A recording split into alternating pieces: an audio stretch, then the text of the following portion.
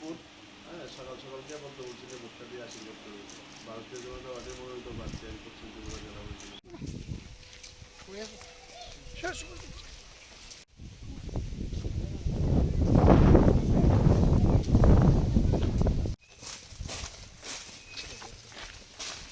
भारत माता की जय। भारत माता की जय।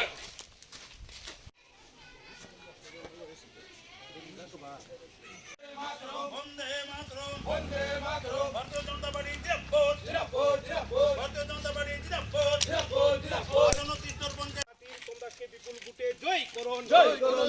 ভারতীয় জনতা পার্টির পশ্চিম ত্রিপুরা জেলা পরিষদের 17 নং আসন থেকে মনোনীত প্রার্থী। আমার নাম উত্তম দাস। বাড়ি বাড়ি প্রচারে বেরিয়ে মানুষের ভালো সাড়া পাচ্ছি এবং মানুষের স্বতঃস্ফূর্ততা দেখে আমি নিশ্চিত যে বিরোধীদের জমানত জব্দ করে ভারতীয় জনতা পার্টির মনোনীত প্রার্থী আমাকে নির্বাচিত করবে জনগণ।